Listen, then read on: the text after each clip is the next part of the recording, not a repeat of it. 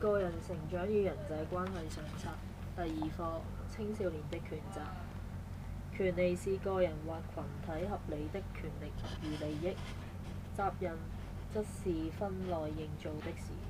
權利和責任之間要取得平衡，才能達至社會和諧。每個人都會賦予一定的權利和責任，有些權利和責任則只有青少年才能擁有。青少年擁有不一樣的權利和責任，或多或少跟他們的年齡有關。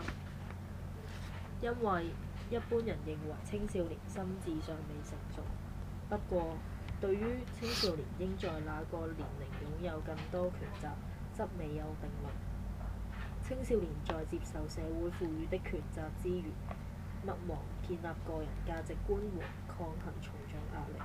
這除了是青少年的權的責任外，也是社會對青少年的獨特期望。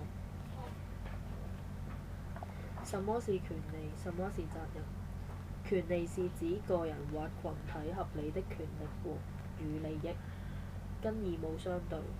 義務是指個人或群體按法律規定或在道德上應盡的責任。權利持有者可以正言辭嚴地要求有關人士履行對他的相關責任，不過往往在享有權利時就要履行相關的義務。責任指分內應做的事，是指個人在道德上應當有的行為。人們亦會把個人在職業或角色上應該達到的要求稱作責任。權利和責任或會互相衝突。我們在享有個人權利的同時，也要尊重他人的權利，顧及社會的整體利益，這樣權利和責任才能取得平衡，達至社會和諧。青少年的權利和責任有何分別？一般香港居民享有的權利，香港青少年當然也享有。有些權利則只有青少年才能擁有。例如自2009年9月起，香港提供小一至中六共12年免費普及教育。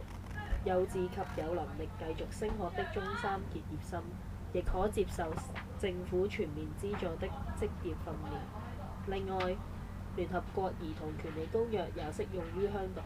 根據該公約，青少年都有權利享有基本人權，就是有生存權、有身心發展權，有權保護青少年的發展能不受到影響，有權參與家庭、文化和社會生活。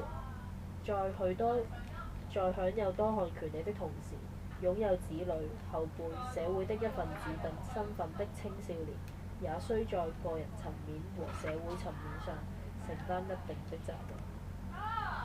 為什麼青少年犯罪後所承受的懲罰與別不同？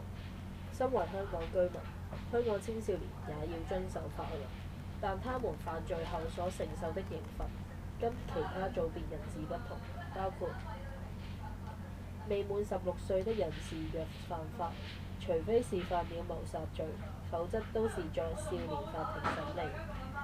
法庭處理青少年的方式很多，例如警戒和訓示、撤回控罪但簽保守行為、無條件釋放、有條件釋放、罰款、充公犯罪的工具或所有財物、賠償令、緩刑、監管令、照顧或保護令、自新計劃等。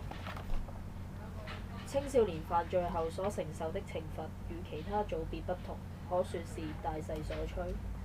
曾有研究顯示，外國的少年司法制度普遍趨向由懲罰和懲處以及純福利模式，改為着重令少年改過自新並重新融入社會。有關做法需要犯罪者為自己的罪行負責，彌補所造成的損害，令犯罪者、受害者與社會重新互相接納，以及使受罪行影響的各方，包括犯罪者、他們的家人、受害者與社會得以自強。青少年何時才有權為自己作所有的決定？一直以來，部分人贊同給予青少年更多權利和責任，另一部分人卻不同意。對於青少年在何時可以獲得更多權利和責任，一般認為應視乎青少年的成熟程度，以獲許多國家簽署的聯合國兒童權利公約，強調兒童有權發表他們的意見，而且對於他們的意見應給予尊重。但同時也明確指出，兒童有義務尊重別人的權益，尤其是爸爸媽媽的權益。公約強調要尊重兒童的發展能力，但卻不能在孩童太小的時候就給予他們為自己做全部決定的權利，因為他們還必須依靠成年人。是以父母應按兒童的成熟程度來給予他們適當的權利。根據香港法律，成年歲數是18歲，主流的看法是，一般人年屆這個年齡，心智發展大致成熟，能夠在沒有監護人的陪同下作出較理智的決定，並且較有能力承擔後果。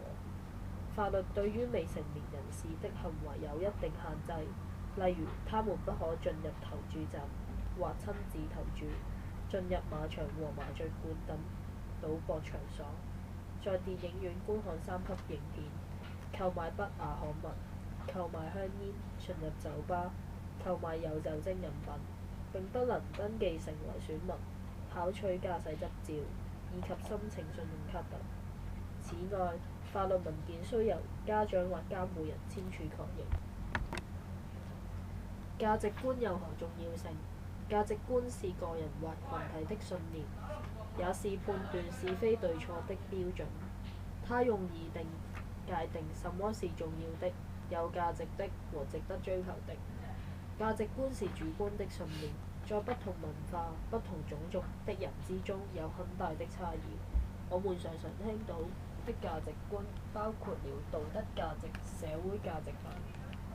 價值觀的重要性在於它會引導人做某些特定的行為，所以有很多人說控制人的價值觀就可以控制人的行為。例如，人們若擁有禮貌是高尚的品德這個價值觀，就會對人有禮。